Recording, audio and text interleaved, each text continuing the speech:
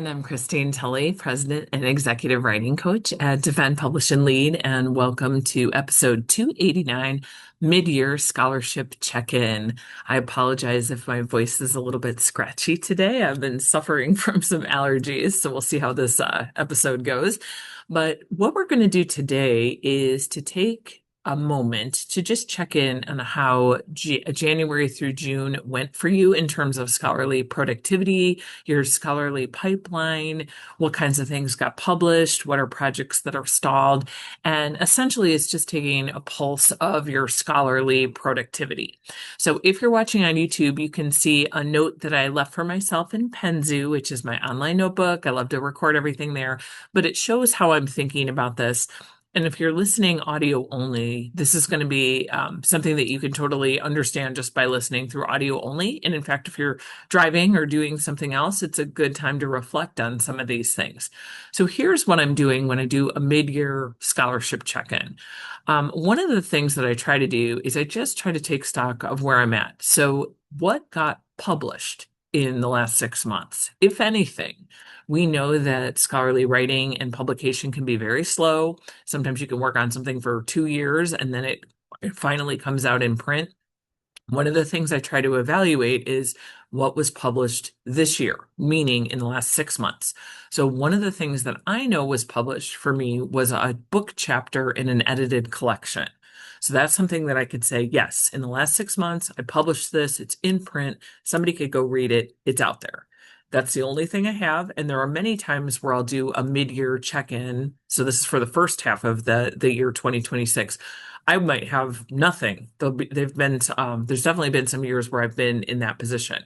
So if you don't have anything, that's not a big deal. But again, it's that mid-year check-in to just kind of see that cycle of publication and your scholarly pipeline. I also, in the last 6 months, have submitted a scholarly manuscript. It's under contract, so it's something that I'm fairly sure, unless there's a major disaster, it's going to get published.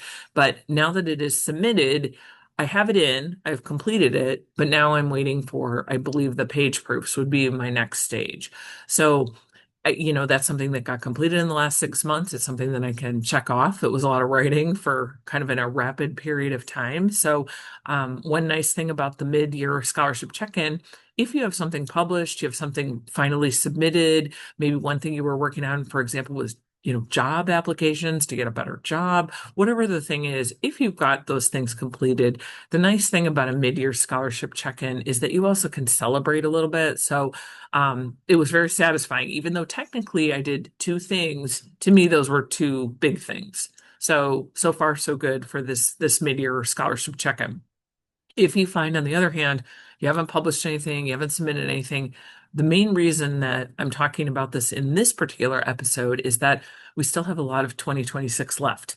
So you can get it in the back end in the last 6 months of the year. That's a time to kind of reevaluate, see what you can do to change some habits maybe, or to push on some projects to get them completed. And as always, if you're just discovering our podcast, we always talk about scholarly productivity, time management, how to juggle teaching and writing, and so on. So you may want to subscribe to us if you want to hear more tips about how to do that. A couple other things that I note in my mid-year check-in is what I call recording. So when I have those projects complete, did I update my CV? That's something that I hate to do. We just did an episode on updating kind of your whole scholarly profile, which I will link to in the show notes. But I updated my CV. I have not done this, but I just am planning to do it right after this episode, so I gave myself credit for it. But I need to update a couple of bios on websites. And also, if I'm up for a faculty evaluation, I always have a note in to update any materials for my faculty evaluation to note that these projects were completed. Finally, in this mid-year check-in, another thing I like to do is to look at what I call sort of public relations or any accolades and just see, was something out, was something talked about in LinkedIn? I might look at my Google Scholar profile and see, did more people read this? Did I win any awards? So I'm kind of looking at that bigger scholarly productivity bucket just to see if there's anything that I need to keep track of. One thing that happened in this mid-year scholarship check-in is an article I wrote on research impact. So actually really timely for what we're talking about today. An article I wrote on research impact got re-put out, like republished again by Inside Higher Education. I do occasional columns for them on scholarly productivity issues. So I will link to that in the show notes because it's actually relevant to what we're talking about today.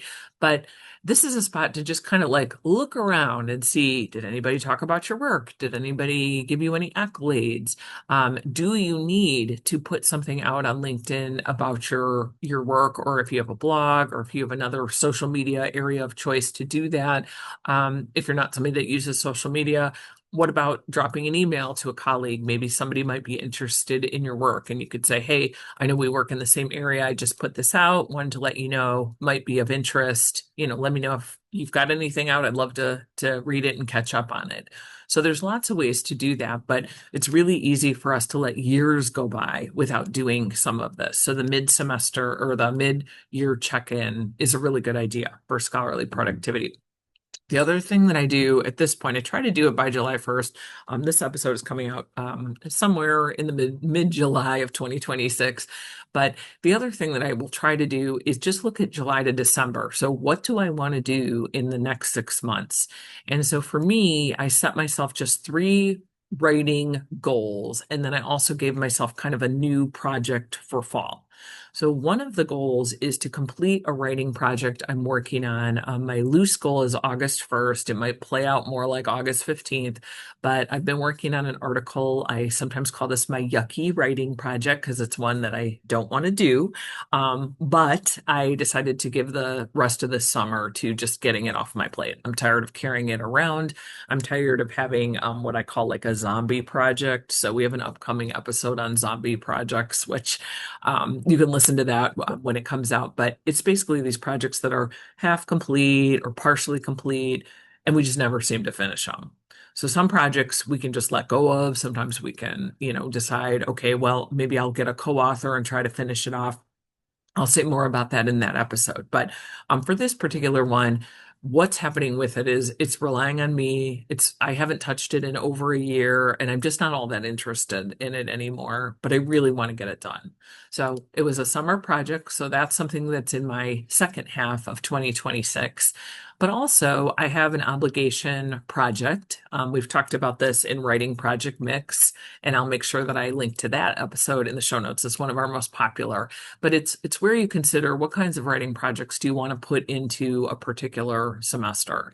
And so I have this obligation project, meaning I owe it to somebody, due September 30th. So I have a book chapter. I've not started on it. I will work on that once I complete the yucky article due August 1st. So I'm going to give myself roughly 2 months to write this book chapter. And it's kind of short. It's not that difficult. That I know will be in my second half of 2026. But also, I know that I still have to complete any kind of page proofs that may be coming back to me. So one thing you may notice is that in your first 6 months and your second 6 months, some projects will carry over. You're either not complete with them, or you need to finish something that's on them to get them done. Something else that I might think about here is closing the project. So completing revisions on something, if you get a revise and resubmit back, anything that I can do to close projects, get them out, and move those projects to completion. Movement and completion are big things with us at Defend, Publish, and Lead. That is our major mantra with all the work we do, where our goals are to talk about writing, that we're always doing something with writing to get movement on a project, and then any movement choices you make are always moving that project to completion. So in this case, I'm going to prioritize as one of my fall goals any kind of monograph revisions so I can close that project and complete it.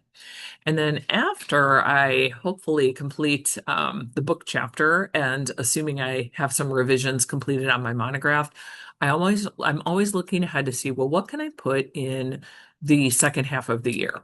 And so I've been working slowly on a book on writing project management, which is a lot of the content that is in our podcast episode. So if you've been listening to them and you really wish you had a book, it's coming. I've been working on it. And actually, I really appreciate, I should say this is a good time to mention it, even though it's off topic, but I really appreciate all the listeners to this podcast. I've gotten so many great ideas for episodes, and people will just email me and say, I am really struggling with this thing. And a lot of times I will make an episode out of it to answer the question. So if you are interested in submitting any episode topics, you can always contact us.